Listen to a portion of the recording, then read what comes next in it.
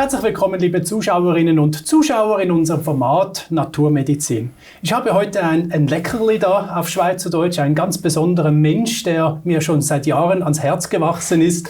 Ich habe viel erlebt mit ihm, er mit mir. Wir haben beide innovative Firmen aufgebaut und heute ist er wieder da, um die Geschichte zu erzählen, die er erlebt hat, über die vielen, vielen Steine, die einem erfolgreichen Unternehmer mit einer innovativen Technik in den Weg gelegt bekommen hat. Ganz herzlich willkommen, lieber Guido Bierter von Energic. Ganz herzlich willkommen. Danke, danke. Ja, lieber Guido, 20 Jahre wird es dieses Jahr sein, ja. Das Jubiläum, wo du mit deiner innovativen Firma auf den Markt gekommen bist. Richtig. Und es würde mich jetzt einfach so ein bisschen interessieren, wie die Höchst und Tiefs so ausgesehen haben, bis endlich diese Energy-Technologie sich so etablieren konnte wie jetzt. Ja, zunächst hat das vielleicht sogar was mit unserem Wirkstoff zu tun. Der ist nämlich Atemluft oder präziser Atematmosphäre. Ja. So, und wenn man da natürlich hingeht und auch im medizinischen Sektor dann Atemluft als Therapeutikum in Anführungszeichen positionieren möchte, ist das eine gewisse Herausforderung, wo man natürlich massiv belächelt wird. Weil es ist auch heute noch so, obwohl wir schon einige Menschen darauf aufmerksam gemacht haben, was sie denn überhaupt atmen, ist es immer noch so, dass ich glaube, knapp 99% der Menschheit überhaupt nicht wissen, wie bedeutend Atmung ist. Es ist auch kein Thema. Ja. Wasser, Luft und Ernährung ist kein Thema in der Medizin. Und so wenn ich mit den Leuten mich unterhalte, mit Mediziner hier, dann wissen die das auch, machen aber selbst die Weiterbildung in diesem Bereich. Aber Luft, ich sage, das Allerwichtigste überhaupt, kein Thema. Erster bis zum letzten Atemzug, sagt eigentlich alles. 3 Minuten nicht geatmet, beginnen die ersten Gehirnzellen zu sterben. Wir können andererseits, sagen wir, 3 Wochen nichts essen, vielleicht auch 3, 4, 5 Tage, je nachdem, wo wir uns aufhalten, nichts trinken. Aber es gibt keine Alternative zur Atemluft. Und von daher ist das unser Lieblingsthema, ganz klar. Aber das war auch der Grund, warum du da Widerstand hattest, weil du über Luft geredet hast und das eigentlich genau in den medizinischen Kreisen kein Thema war. Das war schon die größte Hürde. Genau, weil da vordergründig eigentlich nur über Sauerstoff gesprochen wird. In aller Couleur, wie man so schön sagt, konzentrierter Sauerstoff, ionisierter Sauerstoff, Ozonsauerstoff und. Aber man weiß, dass da irgendwo schon ein gewisser Nutzen ist und man weiß, dass ohne Sauerstoff gar nichts geht. Ja, der liebe Gott hat ja bewusst die Luft erschaffen und nur 21% Sauerstoff reingetan. Das hat ja auch einen Grund. Genau, aber da sind auch noch ein paar Feinheiten drin, die ganze Sache irgendwo rund machen. Mit der relativen Luftfeuchtigkeit, die wir in etwa mit 0,04%, also fast der identische Anteil, wie man auch heute von dem CO2 spricht. Oder im Moment nicht, weil wir jetzt hier kam Corona, jetzt brauchen wir im Moment CO2 nicht. Aber wieso spricht man nicht beispielsweise über den Wasseranteil oder die Luftfeuchtigkeit oder den Wasserdampf, also die relative Luftfeuchtigkeit? Weil der Sauerstoff braucht immer die Verbindung zur relativen Luftfeuchtigkeit. Weil Sauerstoff ist wie ein Motor oder wie Benzin. Ohne Motor taugt das Benzin im Prinzip nichts. Und so ist es im Prinzip auch mit dem Wasser und dem Sauerstoff. Das muss zusammen spielen. Weil es gibt beispielsweise einen Versuch, den haben wir mal mit einem Wissenschaftler, mit dem Professor Röber in China machen lassen. Der hat einen Raum genommen, 21% Sauerstoff drin, normale Luftfeuchtigkeit von Pi mal Daumen 55%. So, und dann haben wir den Gegenversuch gemacht, oder da ist der gemacht worden. Sauerstoff mit 21% geblieben, aber die Luftfeuchtigkeit komplett rausgeholt. Siehe da, die Menschen haben es nicht mehr ausgehalten, obwohl genug Sauerstoff war. Also von daher dürfen wir nicht den Sauerstoff so separat sehen. Und ich sage immer, das ist wie eine Rezeptur und die Rezeptur nennen wir Atematmosphäre, weil das ist viel mehr als nur Luft oder nur Sauerstoff. Und da gilt es im Prinzip, die Balance wiederherzustellen. Und mit Licht, Luft und Wasser, das sind unsere Therapie-Wirkstoffe, Licht, Luft und Wasser. Das ist logisch. Aber sag mir mal noch schnell bitte wegen dieser Luftfeuchtigkeit, was so wichtig ist. Hat sich denn diese Luft in den letzten 10, 20, 30, 40 Jahren denn verändert? Also natürlich, klar. Das sind massivste Einflüsse dazugekommen. Ich will da gar nicht nur die elektromagnetische Belastung, was ja pures Gift für uns ist, für unsere Zellen ist. Die Zellen müssen sich dagegen wehren. Und wo ist die erste Energiequelle, das erste Lebensmittel, eigentlich auch das erste Heilmittel? Das ist nun mal die Atemluft. Und wenn man die optimal verwerten kann, denn das ist das nächste Thema. Wir haben einen sehr schlechten Wirkungsgrad, wir Menschen. 75% des Sauerstoffs, den wir einatmen, atmen wir unverwertet wieder aus. Da fragt man sich ja, wieso soll man denn dann überhaupt noch zusätzlichen Sauerstoff geben, wenn wir sowieso von dem, der in der Luft vorhanden ist, gar nicht verbrennen. Genau, darum haben wir gesagt, wir müssen dem Körper helfen, die Atmosphäre, sprich auch den Sauerstoff im Körper einfach wieder besser zu verwerten und nicht die Mengen erhöhen oder das. Genau. Aber das ist auch jedes Mal Stress für den Körper. Ja. Eine Ozontherapie, die hat sich über Jahrzehnte bewährt, aber es ist halt ein Aufwand. Und all den Nutzen, den diese Technologien haben, ohne den Schaden, sprich die vermehrte Produktion freier Radikale, das ist Energy. Das kann man zu Hause atmen, das kann man überall atmen. Ja.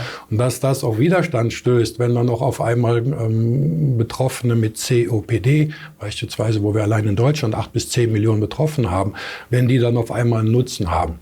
Nur wir bei Energy machen das nicht medizinisch, sondern wir sagen, wir behandeln keine Erkrankungen oder keine kranken Menschen, sondern wir helfen den Menschen, Energie aufzunehmen, bereitzustellen, um halt mit diesen ganzen Problemen, die wir ja alle früher oder später haben, besser zurechtzukommen. Und hat man Energie, hat man in der Regel auch ein stabiles Immunsystem. Hat man ein stabiles Immunsystem, hat man beispielsweise jetzt, wo dieses Thema aktuell die letzten 6, 8 Wochen mit dem großen Virus stattfindet, eigentlich gar kein Problem. Wir kriegen aus aller Welt Briefe im Moment, Mensch, jetzt seid ihr endlich am Start und jetzt verstehen die Leute es endlich und so weiter. Ja. Ich habe ja das auch mal gemessen, diese Sauerstoffverwertung von Menschen. Wir haben ein Messgerät hier oben und tatsächlich, wenn man wirklich 2, 3 Monate mit dem Gerät atmet, verwertet man wirklich 20, 30, 50% mehr Sauerstoff. Ja. Das heißt, es ist wie so ein Kaminfeuer, wo man Sauerstoff reinbläst und je mehr, dass man reinbläst, desto größer wird dieses Feuer. Das heißt auch die Verbrennungsmechanismen, Kalorienverbrennungen und so weiter. Der Mensch hat mehr Luft. Cool. So, aber jetzt zurück zur Leidensgeschichte oder zu diesen Auf und Abs. Ich weiß, du warst ja auch in der Formel 1 drin. Du hast mit Menschen gearbeitet, die vom Namen her wir alle kennen, bestens kennen, auch aus der Formel 1-Zyklus. Wie ging es denn sonst noch so weiter in der Geschichte? Ja, also irgendwann ist es dann auch an uns herangetragen worden, dass offensichtlich Sportler, insbesondere die Leistungssportler, irgendeinen Vorteil haben. Und zwar im Bereich der Regeneration. Und das ist nicht nur in der Formel 1, das ist in der Bundesliga. International haben wir Fußballspiele auf höchstem Niveau. Da sind Olympioniken dabei, da sind Leichtathleten dabei. Das ist eigentlich die komplette Range dabei. Also die Menschen, die Leistung brauchen oder Leistung geben, die müssen auch Leistung aufnehmen. Und die haben dann irgendwann verstanden. Aber es war da auch die Problematik, dass seinerzeit Sauerstofftherapien als Doping definiert wurden von der NADA oder von der WADA. WADA ist die World Anti-Doping Agency und die NADA ist die nationale. Ja. Und wir haben 2010, glaube ich, von der NADA eine Unbedenklichkeitsbescheinigung bekommen, dass Energy im Prinzip keine verbotene Methode ist. Sonst müsste man nämlich auch eine Heizung oder eine Klimaanlage als Doping definieren. Und mittlerweile, weil wir uns in der Physik bewegen bei Energy und nicht mehr in der medizinischen Welt, ist das für die Menschen sehr plausibel geworden, wie das funktioniert. Und es ist kein Doping. Also von daher ist es legal alles. Und wenn der Leistungssportler davon partizipiert der Mensch, also was heißt der Mensch? Der Mensch mit Energiemangel, kranke Menschen, ältere Menschen, zunehmendes Alter und so weiter, partizipiert natürlich enorm. Ja, du hast mir ein paar Namen genannt. Ich glaube, der Rubens Barrichello, darf man sagen, Jason Button, das sind so Leute gewesen im Formel-1-Zyklus. Aber ich weiß auch zum Beispiel, der Herbert Grönemeyer als Sänger sagt ja auch immer, Regeneration mit Energy gehört zusammen. Ja. So, das war so eine Richtung, Regeneration, und es hat sich einfach herumgesprochen, dass es auch medizinische Wirkung hat, und dann kam der Druck über die medizinische Seite. Genau. Dann war da natürlich, wir sagen heute, als wir unterm Radar geblieben sind, war alles in Ordnung. Wir haben 1000 Menschen helfen können und so weiter. Aber irgendwann ist es dann 2005, 2006 so gewesen, dass man uns auch dann in der Medienwelt wahrgenommen hat. Wurde bei NTV berichtet und ich weiß nicht was. Und bis hin dann auch sogar mal von dem ZDF gab es einen Beitrag. Und wir haben offen und ehrlich, wie wir sind, die Karten auf den Tisch gelegt und so weiter und hatten tolle Promis genannt, beispielsweise Joey Kelly gehörte damals dazu, oder ein hochkarätiger Politiker damals, der uns die Türen zu Krankenkassen aufmachen wollte oder überhaupt mal die Verbindung herstellen kann, weil dann wird man ja nicht ernst genommen, wenn man Luft verkauft. Das ist ja bis heute, oder luftführende Geräte sozusagen. Ich sage Waldluftgenerator, finde ich so ein schönes Wort. Waldluftgenerator, genau. Das ist etwas, was die Menschen mittlerweile verstehen. Auch einige Ärzte, die wir seit Jahrzehnten mittlerweile im Boot mit haben, die es wiederum als Basisbehandlung in der Praxis anbieten, die sagen mittlerweile auch, das ist unser Waldluftgenerator. Und ich dachte damals, das können wir nicht bringen, das ist zu marketinglastig, das Thema. Aber letztendlich wollen wir nur erreichen, probieren geht über studieren. Sondern wenn man das 10 oder 20 Mal gemacht hat, dann hat man einen Eindruck. Obwohl wir sagen, mindestens 20 Anwendungen sollte man schon machen, um wirklich auch etwas spüren zu können. Weil das ist so, wenn ich einmal ins Fitnessstudio gehe, ist das auch nicht unbedingt so, dass ich jetzt den New York Marathon laufen kann. War denn diese Kampagne jetzt aus der Medienlandschaft negativer Natur noch vor der Zertifizierung und den Diplomen, die du gekriegt hast? Du bist ja ausgezeichnet worden mit Awards sondergleichen bis hin zum heutigen Präsidenten Donald Trump hast du noch eine Zertifizierung, einen Award gekriegt, den Jahrhundert-Award. War das alles vorher diese Auszeichnung oder nach dieser Medienwirksamkeit? Aber erlaub mir bitte, ich habe diese Auszeichnung nicht bekommen. Die Firma, die Technologie und meine Mitarbeiter haben die es bekommen. Also, du bist immer so bescheiden, klar, selbstverständlich. Das ist eine Gemeinschaftsleistung. Ja. Das ist nicht einer, der dahinter steht, sondern das ist eine Menge Menschen, die von A bis Z in den 20 Jahren diesen Weg begleitet haben. Da hatten wir die richtigen Partner, hatten wir Berater und Partner und so weiter. Und neue Situationen haben sich eigentlich ergeben. Aber damals, 2001, waren wir das jüngste Unternehmen, was überhaupt zertifiziert war. Das war 2001. Also da ging es schon mal mit los. Und dann hatten wir auch relativ schnell, ich glaube 2004, eine Medizinproduktezulassung, die CE-Zertifizierung und. Das ging dann immer weiter. Die ersten Awards, ich weiß gar nicht mal, wann die kamen, irgendwie 2008, 2009. Aber den Jahrhundert-Award für Innovation, den wir von der Schweizer Fitness Tribune bekommen haben, Schweiz, Deutsch, Österreich, da haben wir uns damals beworben für einen Innovationspreis und da war Professor Jung noch tief mit im Boot, der 10 Jahre für uns den wissenschaftlichen Beirat geleitet hat, wahnsinnig die Wissenschaft nach vorne gebracht hat. Trotzdem ist es heute nach wie vor, trotz diesem vielen Forschungsarbeiter, ist diese Technologie schulmedizinisch immer noch nicht anerkannt. Ja. Was heißt schulmedizinisch anerkannt? Das habe ich also mehrfach auch juristisch diskutieren müssen. Es gibt keine Definition. Das fängt ja schon bei Schulmedizin an.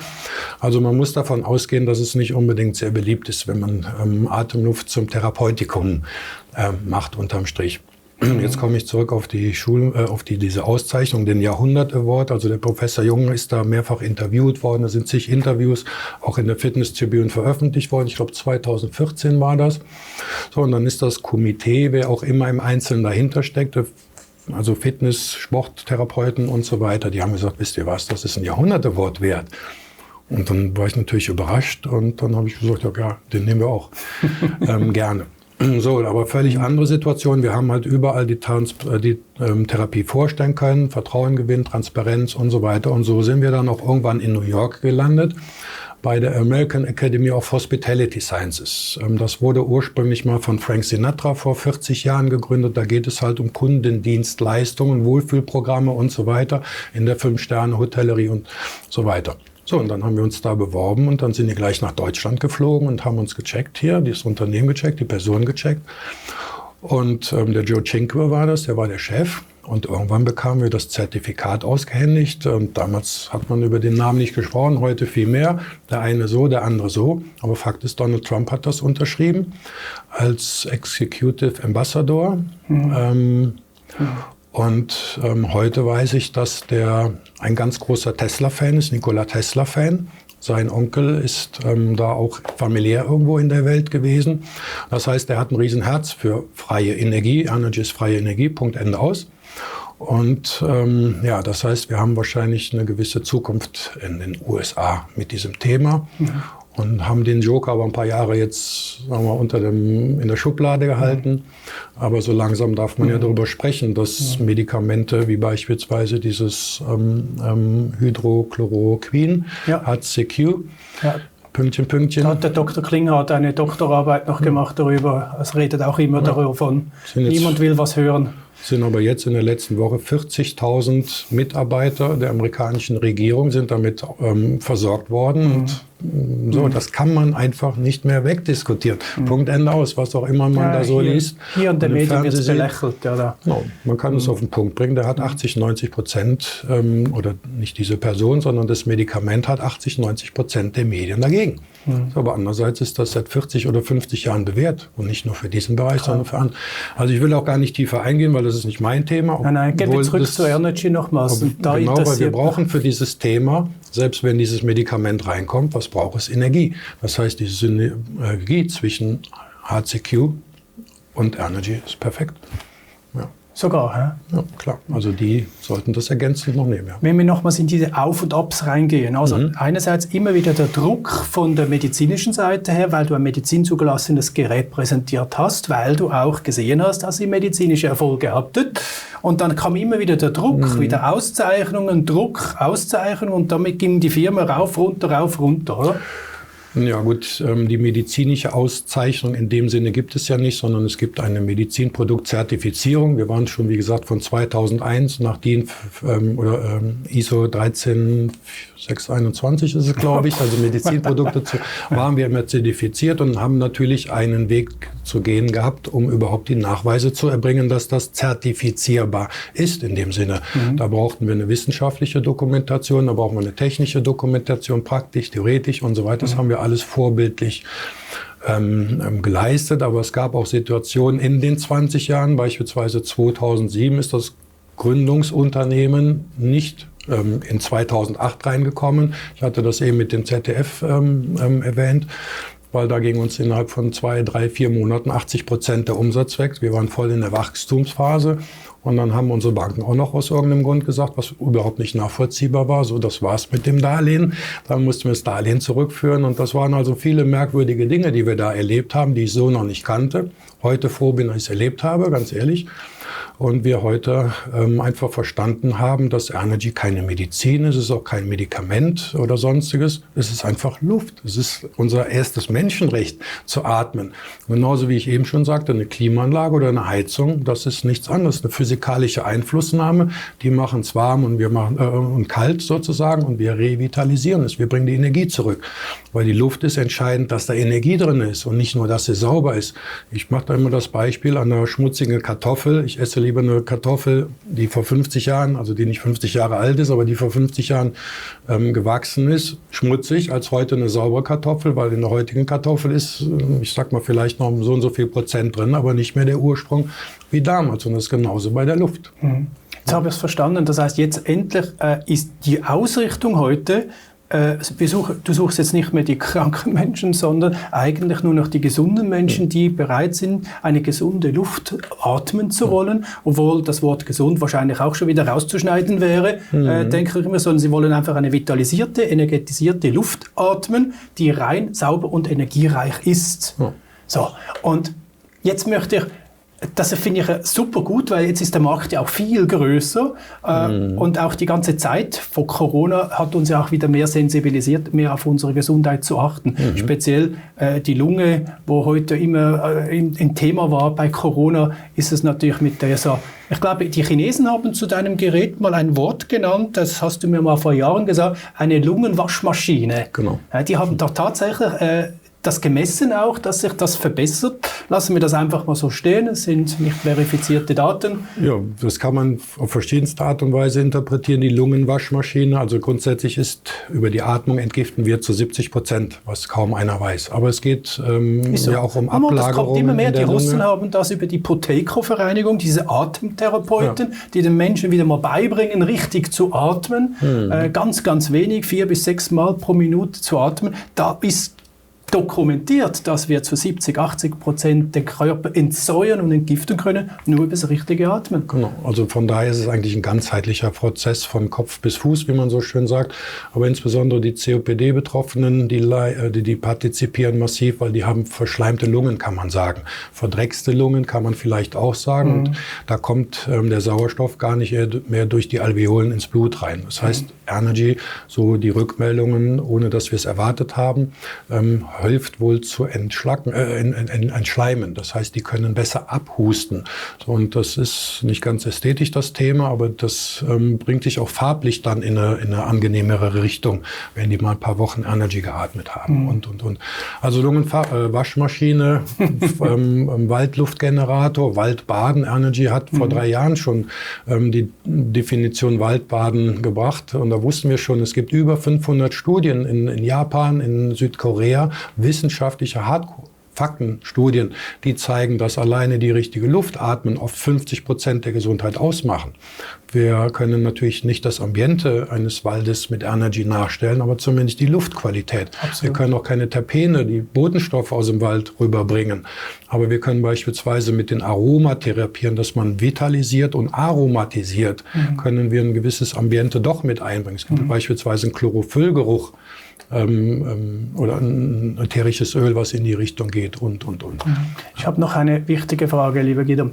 Diese 20 Jahre, wie hast du es geschafft, in dieser Zeit deine Leidenschaft, dein Brennen zu dieser Technologie nicht zu verlieren, mit all diesen Hochs und Tiefs? Du meinst, warum mir nicht die Luft ausgegangen ist? Ja, weil es einfach... ich habe dich erlebt durch alle Wege, Hochs und Tiefs. Ja. Ich habe dich gesehen. Und immer wieder bist du da und hast weitergemacht. Na klar. Das wird sich auch nicht ändern, weil es ja irgendwo eine gewisse Bedeutung auch hat. Wir sprechen über Atemluft. Wir haben den kleinen Atmos ins Leben gerufen. Das ist ein Ratgeber, 40 Seiten, da steht schon mal das Wesentliche drin. Dr. Jeffrey Mangel, der hat 2002 hat er die erste HIV-Studie für Energy gemacht. Ich habe vor 3 Wochen mit ihm telefoniert, nachdem er den kleinen Atmos oder in Englisch Little Atmos gelesen hat. Da sagt mir Guido, weißt du was, das ist das Wichtigste, was ich in 20 Jahren gelernt habe. Punkt. So, andere Leute sagen oder Eltern von Kindern sagen, wieso lernen das unsere Kinder nicht in der Schule, das, was wir da über Atmung wissen. Und manche Menschen, ich hatte eben mit jemandem aus der Stuttgarter Ecke gesprochen, das ist ja wie man weiß, da so ein Automobilistenland. Jeder kann mehr über das Motoröl oder über einen guten Wein erzählen, oder über die Luft, die er atmet. Vom ersten bis zum letzten Atemzug. 24 Stunden, 7 Tage die Woche. Nix. Eigentlich jede Sekunde oder Minute. Ja, genau. Wie kann das sein? Aber wir können nichts darüber sagen. Sind wir da irgendwie blind geschaltet oder was? Und das hält mir einfach den Antrieb. Ich mache das leidenschaftlich, klar. Und wir haben Menschen getroffen, vorher und nachher. Da sind also Erlebnisse bei gewesen, die ich mir so damals nicht vorgestellt habe, dass ich das mal erlebe. Bis hin zu der Frau Linnertz, du hast ja damals im Video noch kennengelernt. Die hat mit 82 Jahren, hat die Energy kennengelernt bei ihrem Augenarzt. Die wollte eigentlich nur, ich weiß nicht was machen, sagt der Dr. Kribus, hier, macht das mal. Der hatte ein Energy-Gerät da stehen, haben die eine Familie genutzt, den Patienten gegeben. Und dann hat die Frau Linnertz das mit 82 Jahren gemacht. Das ist alles im Video dokumentiert. Ich glaube, du hast es sogar auf deiner Website irgendwann. Ja. Mit 84 Jahren hat die sich ein neues Auto gekauft. Sie war vor Makula betroffen und es heißt Degeneration. Und stoppen könnte man die sowieso nicht. Aber die wurde gestoppt. Das ist vielleicht ein Phänomen und vielleicht nur 10 von 100. Klar. Aber 10 von 100, das wäre ja schon mal ein Hammer. Ja. Ich habe auch noch so eine Dame, die in St. Gallen unten, wo vor 30 Jahren ein Gasluftballon explodiert ist, magst du dich erinnern? Und sie 30 Jahre lang Tinnitus hatte und jetzt ist er weg. Ja. Also Wunder dürfen immer wieder geschehen. Wenn der Körper genügend Energie hat, kann er sich selber regenerieren und gesund machen. Ja. So, ich möchte noch eine abschließende Frage stellen, denn wir haben in dieser Sendung nichts gesagt, um was es eigentlich geht. Aber wenn der Zuschauer oder der Zuschauerin zu Hause weitere Informationen über die Geschichte, die Hochs, Tiefs, die ganzen Auszeichnungen, alles noch ein bisschen nachlesen will, gibt es da ein Portal, wo das niedergeschrieben ist? Ja, wir haben natürlich einige Webseiten. Es gibt eine, die ist am einfachsten zu besuchen, die kann man sich auch am leichtesten merken, lebendigeluft.de. Ah, super. Da ist der kleine Atmos zu finden, da ist eine aktuelle Veröffentlichung aus dem Quellmagazin, die haben redaktionell über uns berichtet, Gesundheitsbote NRW und so weiter, alles so Aktuelles ist da zu finden, aber natürlich auch der Link zur aernergy.de Homepage, also wie Luft, AER-NERGY. Wir haben nur von Energy sozusagen das E geklaut und haben die Luft davor gesetzt, aernergy.de oder .com. Und so weiter. Da findet man jede Menge Informationen. Es gibt tolle Videos im Internet. Beispielsweise kann man mal Energy eingeben. Was atmen wir? Fragezeichen bei YouTube. Oder auch mal bei Energy einfach nur Wissenschaftspreis eingeben. Dann sieht man halt auch wissenschaftliche Hintergrundinformationen. Die sind dann oft ein bisschen trockener in Anführungszeichen.